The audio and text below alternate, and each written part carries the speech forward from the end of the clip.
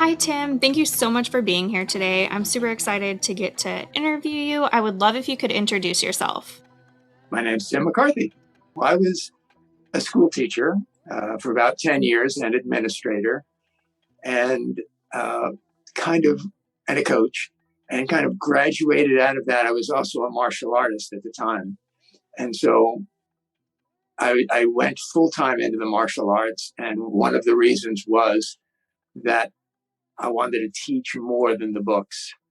Okay. And in the martial arts, we teach not only a theory of uh, just a very simple example of here's my hand. If somebody grabs my hand, do I want to escape through the four fingers or the one thumb? Well, it's much easier to go through the one thumb. All right. So that's a principle. But now let's practice. All right. So it's not just theory, it's practice. And in the martial arts, it's physical, mental, emotional, and even spiritual. And if you don't want to get into religion, at least spiritually, the difference between right and wrong. And so it's nice to know, it's not nice, it's important to know how to punch somebody, but it's much more important to know when to punch somebody and when not to punch somebody. And so I spent about 30 years in the martial arts, not only teaching, but developing programs for other schools and focusing on the four dimensions of the human experience: physical, mental, emotional, spiritual.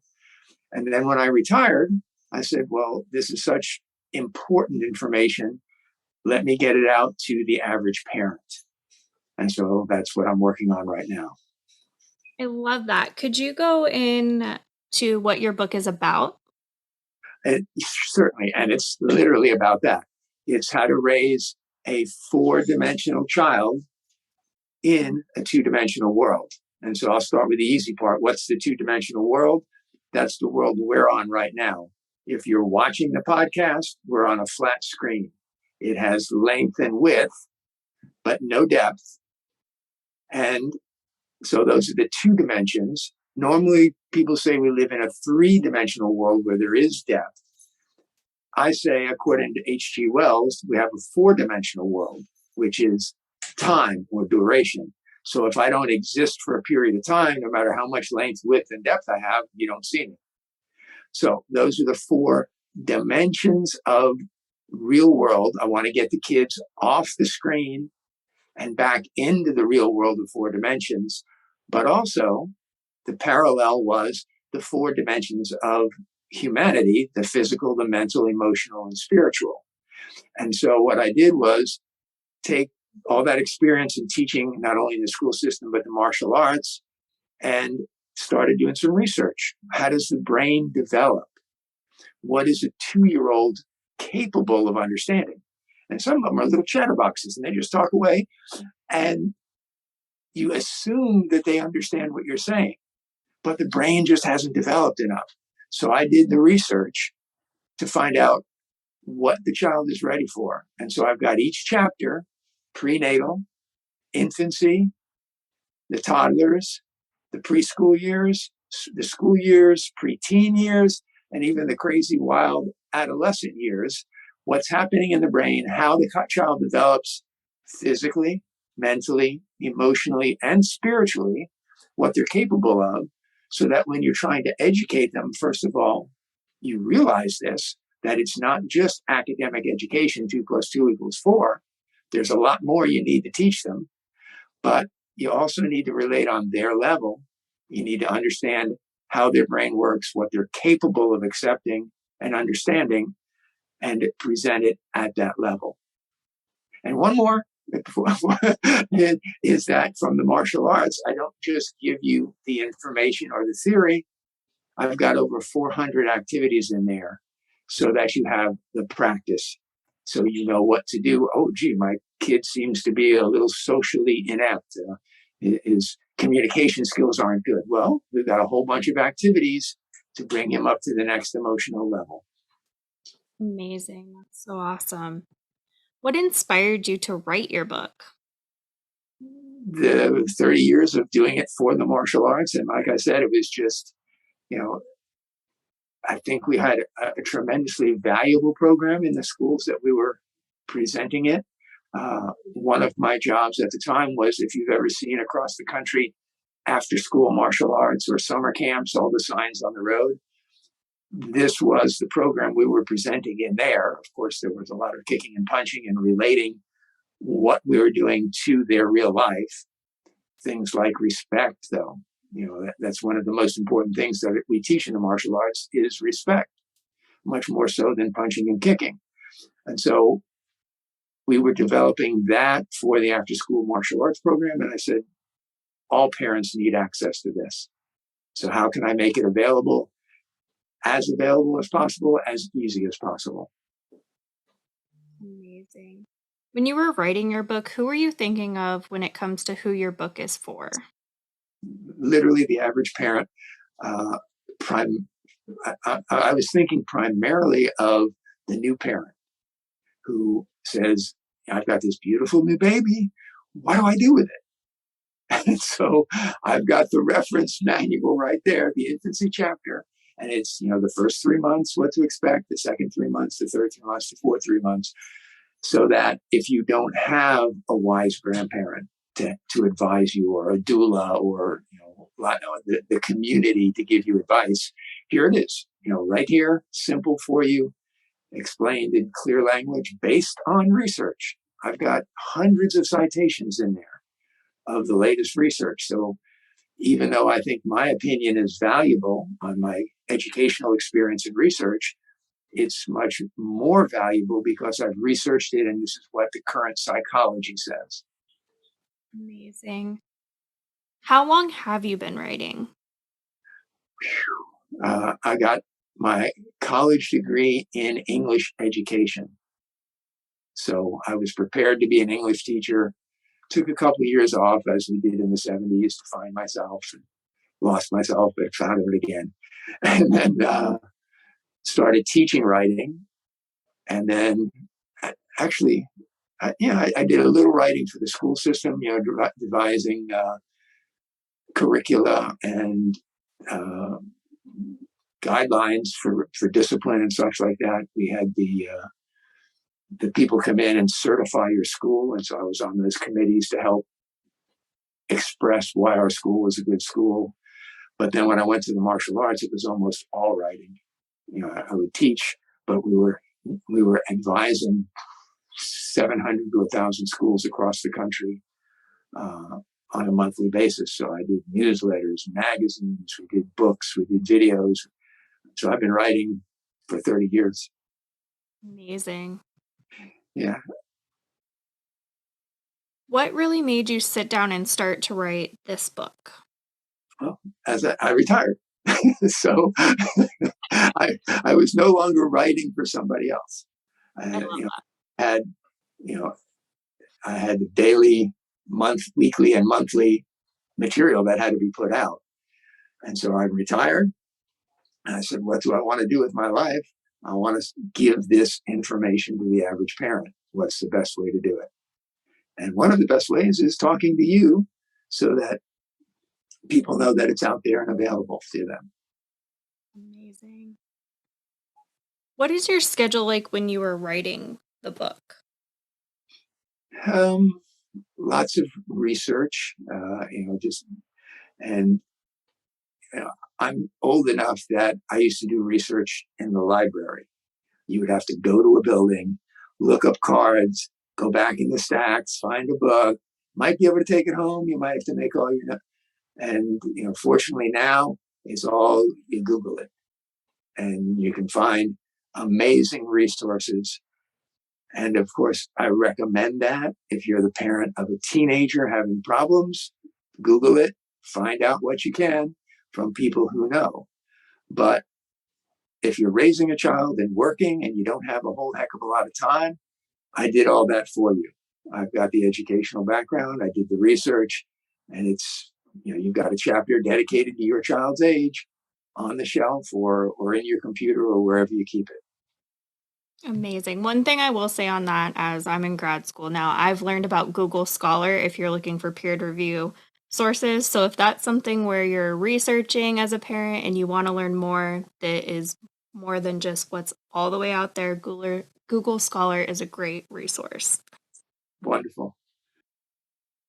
You've been writing a long time, so this might not be something that pertains, but I'm still going to ask, what do you need in your writing space to help you stay focused? Yeah, and quiet, not even quiet. I do it with music, but I am so used to being deadline driven that I don't have writer's block. It's just that I never had time for it. So I would, at best, get up and take a walk or go sit somewhere. Uh, Fortunately, I'm in Florida. I live by the beach. So when I was writing this book, I would think about some things and then go sit on the beach and then come back and pound it out on the computer. So I guess it's a combination of time to think and, of course, experience, having something to say. Amazing. What is your favorite writing snack or drink? Um, and this might be, a, I'm not much of a snacker. I'm a vegetarian. I'm very careful about how I eat. And one of the rules for managing weight is don't eat while you do anything else. So if you eat while you're writing, it's just like eating while you're watching TV. You don't keep track of what you're eating, and therefore the pounds go on. And so, I pretty carefully plan out my breakfast, my lunch, my afternoon snack, and my dinner, and then just write around that or write in the morning.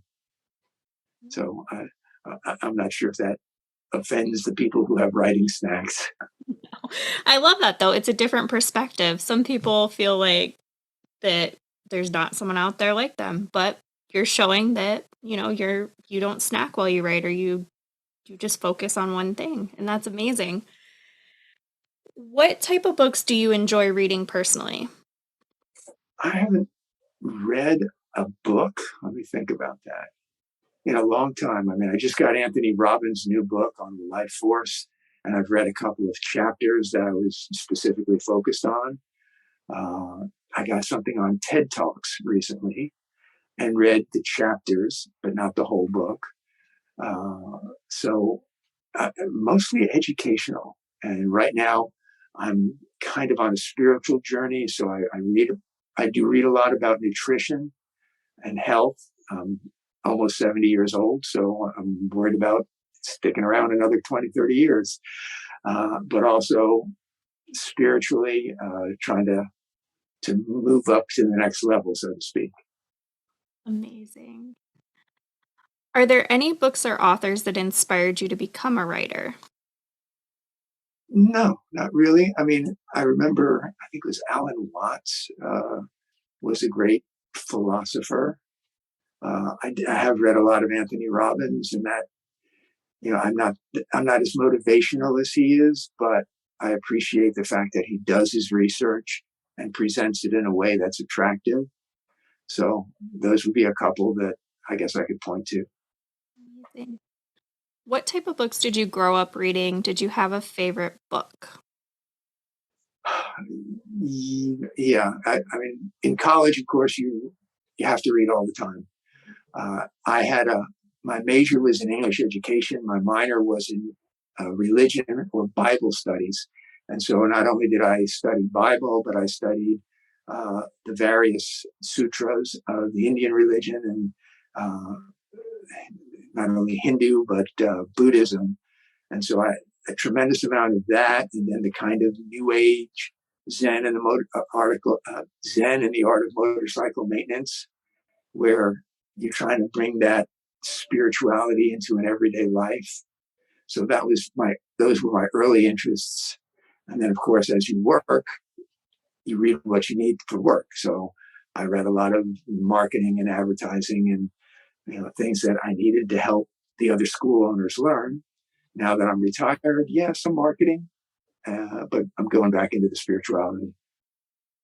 That's just an odd comment that being retired is almost like being back in college because you have control of your time, and if you love to learn, there's just so much to learn. So true. And this you've touched on, so we can always pass on this one too if it doesn't make sense. As an adult, do you have a favorite series or author? No, yeah, no, I'm not much on book series. I got kind of hooked into Game of Thrones, but that wasn't the written word. That was the visual. So, I spend a lot of time. I spend much more time on TV and especially with movies than with novels or books. Amazing. What would you tell someone who's just starting out with reading again? Enjoy it. Find what you love. If you love to read to escape, there's plenty out there. If you love to read to learn, there's plenty out there. And again, so much you can download. I can easily imagine filling up the memory on my tablet very quickly. There's so much out there. But yeah, there's. I mean, if you can't read, you can still learn, but reading is the number one way through history, and I think still today, to learn. So true. On the opposite side of that, what would you tell someone who's just starting to write their own book? Find your voice, and you may have several voices. And so, if, for example, I've written movie scripts and have a different voice. I've written books for my boss, and I have to try to write it in his voice. And so you've got to find your own voice that expresses what you want to say, but it's also likable to your audience. So you have to, there are just so many different ways of expressing yourself. You've got to find it. And then the second thing would be to find your content. What is it that you have to say? What is it you have to offer that's valuable to other people? Amazing. What's one thing that people are generally surprised to find out about you? Surprised to find out. Somewhat surprised about the martial arts. I am a Grandmaster, a ninth Dan, and you don't guess that by looking at me. But I've had people who, once they find out, say, I knew there was something about you that was different. So I'll go with that one. Amazing. For our listeners that don't understand that, could you explain what a grandmaster is? Well, all right. So you probably know what a black belt is. Okay. And so if you go to the average school and you go to have a series of belts, 3 to 5 years, you're in your black belt. If you have a clear system like we did, a year, 2, 3 years later, you become a second degree black belt so that you've always got a goal and a mile marker to know where you're going. And then at some point, you not just want to be a black belt, you want to be a teacher or instructor. Okay. And then if you're pretty good as an instructor and you want to teach other instructors, you earn the right somewhere around a fourth to a sixth degree black belt. You become a master. And then if you continue and you want to be able to teach, not only not teach masters, but affect the martial arts as a whole, you might earn the rank of Grandmaster. And so in my case, that was a ninth degree black belt, probably 45 years since my black belt was first earned in 1978. So it's a pretty big, long accomplishment, a lot of thought, a lot of dedication, and a lot of physical training and hardship. Amazing. Thank you for sharing that. Mm-hmm. Is there anything else you would like to say or add? Uh, just that if you are having trouble with your child and you don't really know why, don't know what he's thinking or what she's thinking, why they act the way they do, and specifically what you can do about it, chances are I've got a good answer. If it's ADD, I cover it briefly, and there are places I reference where you can find more about ADD. If your teenager is on drugs, I've got talks about drugs in there. But if you need more, I reference some places to find more. I mean, there's always more detail, but there's a starting point. And for example, if you're a homeschooler, okay, you can get a curriculum, but do you know what your child's capable of? Do you know how the brain works at that child's age? So I say I've got the starting point for homeschoolers, the starting point for new parents, and the reference point or the answer for parents who are at kind of their wits' end and don't know what's going on and what to do about it. And I, as a parent, will say there's no shame being at wit's end because we've all been Absolutely. there. Where's the best place for readers to find your book? I know a lot of readers love signed copies. Is that an option? And the best place they can connect with you? All right. So the best place to get it is if you have the visual, it's 4d-2d.com right over my head. If it's just an audio podcast, I'm going to repeat that slowly. 4D as in dimension, dash 2D as in dimension.com. Important to have the dash or you end up in China somewhere. That's just how the internet works. You can get it on Amazon if you search for raising four dimensional, and then it'll come up. If you want to contact me, contact at 4d-2d.com. Now, I currently don't have a specific offer to get a signed copy, but when you order the book at 4d-2d.com and include that in the notes, of course, I can sign the book before I send it out. You can't very well sign a digital ebook. But let me say this, it's very important. I've tried to make this so affordable. The ebook is less than $5. And if you're economically challenged and you're having trouble, you can get the chapter for your child's age for under $1. So if you're a teenager and you're having a baby and you don't have much money, under $1, I've got the guidance for you. Amazing. That's so awesome and such a great opportunity for so many people.